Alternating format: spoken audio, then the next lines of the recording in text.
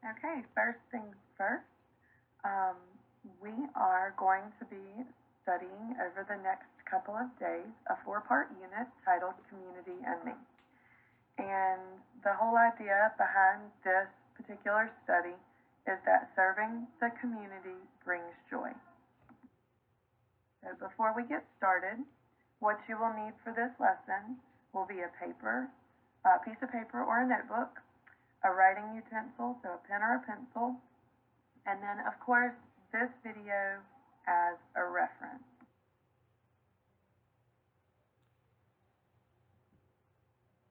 Aesop was a writer in ancient Greece who wrote dozens of stories to teach us lessons about life. His stories are called fables, and the lessons are called morals. Well, what might happen if Aesop traveled through time and lived with us today? Aesop! Aesop, come downstairs. We're about to start book club. What? Book club's tonight? I didn't read the book. Well, then you can sit and listen to our discussion. No worries, mate. I didn't read it either. You didn't? Well, okay, you can listen along with Aesop. Actually, I didn't read it either. Sorry, I just didn't get to it. Well, did anyone read the book? Ha! Nobody read the book? How are we going to have this book club if nobody reads the book? I have an idea. Let's have Aesop tell us one of those charming stories he's always telling, and then we'll talk about that. Seriously? Talk about one of his fables? Actually, I do have a really good one. This is called The Monkey and the Dolphin. Ha ha ha! Awesome! I love monkeys! I love dolphins. There is a sailor who is going on a long voyage, and he brings along an honest monkey to keep him company on board the ship. After a few days, a mighty storm blows up, and the ship is destroyed. The entire crew and the monkey all have to swim for their lives. Along swims a dolphin who is friendly to humans. Thinking the monkey is a man, the dolphin swims up under him and supports him. I've got it. I know the moral lesson of the story, Aesop. Help will be there when you need it. I love how helpful the dolphin is. Perhaps it is a friend in need is a friend indeed. I'm not finished with the story yet. As they get closer to the city of Athens, the dolphin asks the monkey if he's an Athenian. The monkey is afraid to tell the dolphin he is not human, so he says, "Yes, I am from Athens." Oh, maybe I didn't have the moral after all. Then the dolphin asks the monkey if he knows Piraeus, which is the name of the famous harbor in Athens. But the monkey thinks Piraeus must be a man, so he says, "Yes, I know Piraeus very well. We are very close friends." Hold up! I thought you said this was an honest monkey. He is honest, until he falls into the sea. So the changes in the plot and the setting change what kind of character the monkey is? It's lucky that dolphin is there to help him. I do love dolphins. Just wait for it. What does the dolphin say when the monkey says he knows Piraeus? Well, he doesn't say anything. But he is pretty mad that he's being lied to. So he flips the monkey off his back. Awesome! And the monkey drowns. The end. Dude! I don't think a friend in need is a friend indeed is the moral either. No way. The theme definitely changes over the course of the story. I can't believe the dolphin does that. Maybe the moral is that no matter what kind of trouble you're in, lying will only make it worse. I'll vote for that. Can we please read the book next time?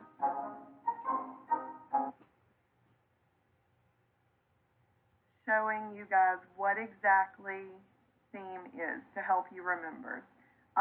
Popular themes used in literature, we see love, death, good versus evil, many other themes on top of these themes. You'll see actually two different ones in the text we're going to look at, and we'll get into that in just a moment.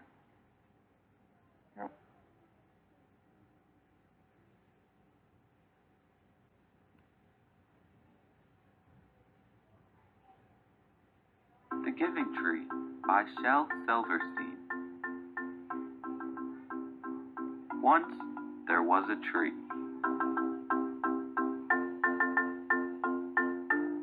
And she loved a little boy. And every day the boy would come and he would gather her leaves and make them into crowns and play the king of the forest. He would climb up her trunk and swing from her branches and eat apples. And they would play hide and go seek. And when he was tired, he would sleep in her shade.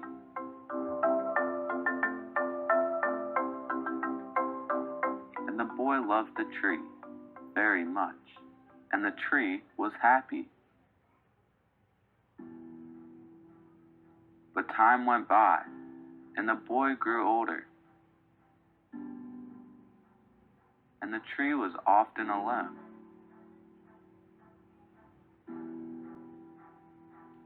Then one day, the boy came to the tree, and the tree said, "Come, boy, come and climb up my trunk, and swing from my branches, and eat apples, and play in my shade, and be happy." "I am too big to climb and play," said the boy. "I want to buy things and have fun. I want some money." "I'm sorry," said the tree, "but I have no money. I only have leaves and apples. Take my apples, boy, and sell them in the city. Then you will have money and you will be happy." And so the boy climbed up the tree and gathered her apples and carried them away. And the tree was happy. But the boy stayed away for a long time, and the tree was sad. And then one day the boy came back, and the tree shook with joy. And she said, "Come, boy, climb up my trunk and swing from my branches and be happy." "I am too busy to climb trees," said the boy. "I want a house to keep me warm," he said. "I want a wife and I want children, and so I need a house. Can you give me a house?" "I have no house," said the tree. "The forest is my house. But you may cut off my branches and build a house. Then you will be happy."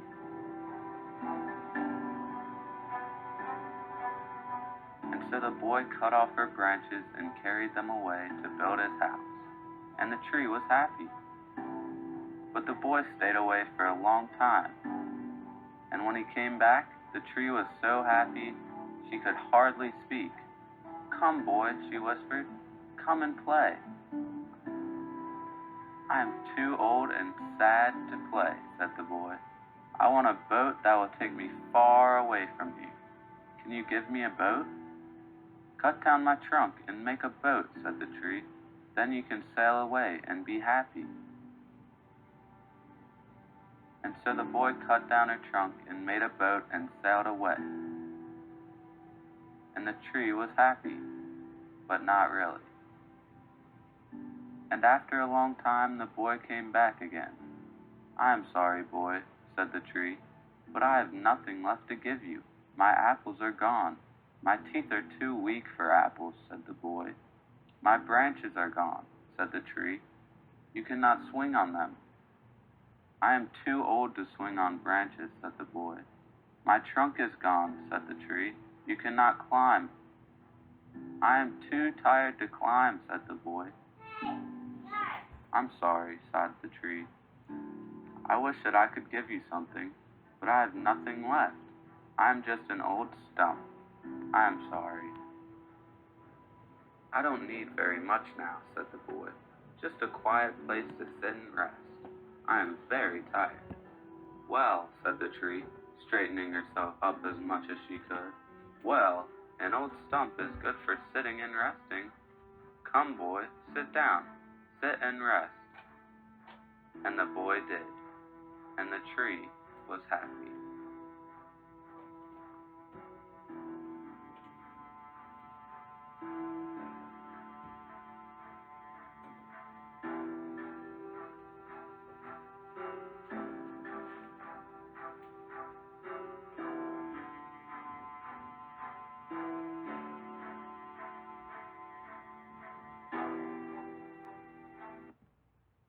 Now, let's take a moment and reflect. What is the theme of the Giving Tree? What do you believe the theme is? I want you in your notebook to write down 1, 2, maybe 3 ideas right now that you think is the theme of the Giving Tree. Maybe you want to go back and re-listen to the audio, watch the video again. Whatever works best for you is how you should complete this lesson, okay? But jot down 2 or 3 ideas about what you think the theme of the Giving Tree possibly could be.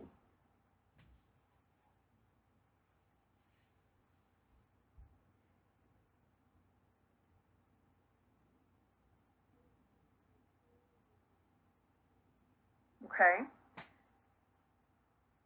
Hopefully you have a couple of ideas jotted down by now, so we're going to move on to the next slide. On your notebook paper, I would like you to answer the following questions to further analyze the text. Who is happy in the story and why?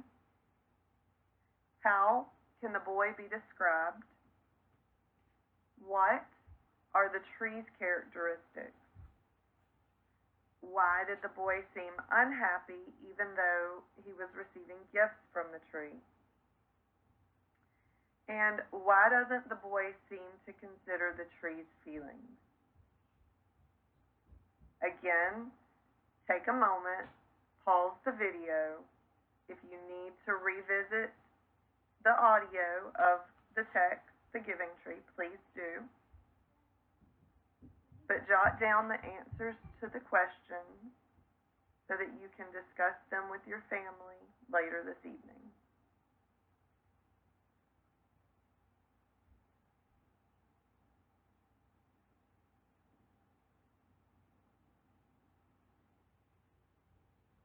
Okay, so now I want you to look back over the themes you've listed for the story. Would you add any new ideas? Perhaps you may take an idea away after revisiting the text. Do you still agree with the themes you initially wrote down for the story?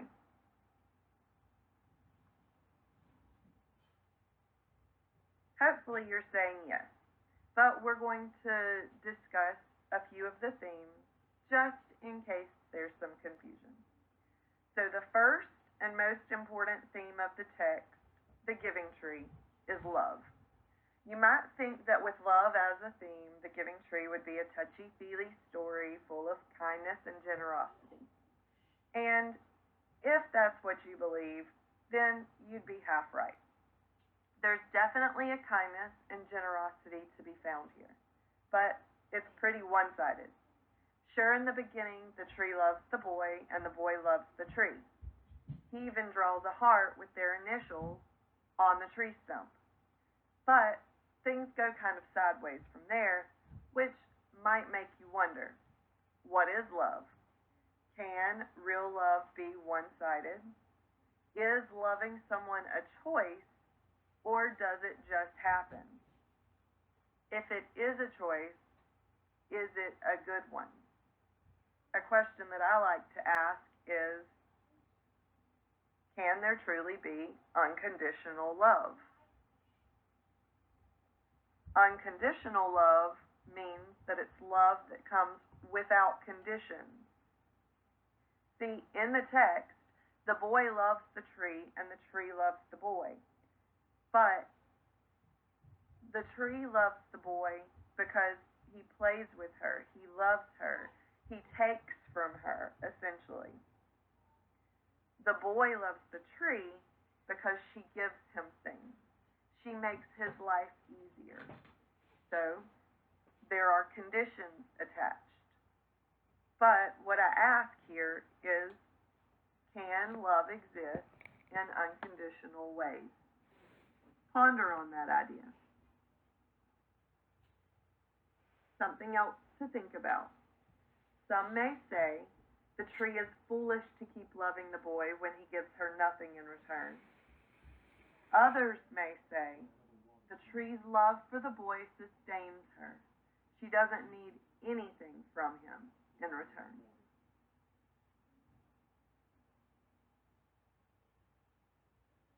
Okay, a second theme that I found within the giving tree is dissatisfaction. There's a lot of dissatisfaction going around in the giving tree. Although, much like the love, it's pretty one-sided. The boy starts out as a pretty happy kid, as far as we can tell, but as he ages, the Rolling Stones' famous ballad might as well be his theme song. No matter what he does or what he takes from the tree, the boy never seems satisfied.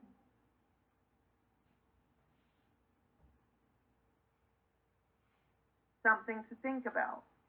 The boy is never satisfied because he's never learned to take care of himself. Being dissatisfied is part of the human condition because we are wired to always want more than what we have.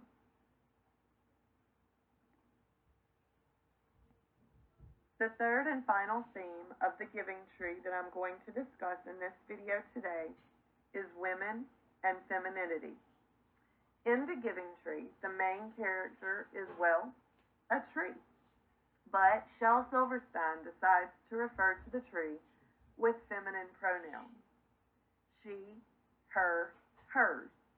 And that stirs up all kinds of issues around gender. Did you even think about it like that?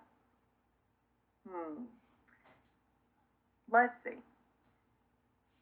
Is the tree a woman? Does she represent a mother figure? What type of relationship is this? Does she feel like she has to sacrifice herself for the sake of the boy? And if so, is that because she's his mom or just because she's female? Are women naturally more giving? By making the one seemingly simple choice of giving the tree feminine pronouns, Silverstein adds tremendously to the complexity of his story, which makes us wonder, how would it have been read if he hadn't made that choice to address the tree as female? Something to think about. Some may say the giving tree would be no different if the tree were referred to with masculine pronouns. After all, men and women alike today seem to share qualities. Others may say the giving tree wouldn't work as a story if the tree were referred to with masculine pronouns because, as mentioned before, women tend to be more motherly. In this case, the tree seemingly acts somewhat like a mothering figure. So, the essential question here, I want you to take a moment. Think about what we've discussed. I want you to discuss the themes and ideas around the giving tree with your family. Do you believe service leads to happiness? If so, how?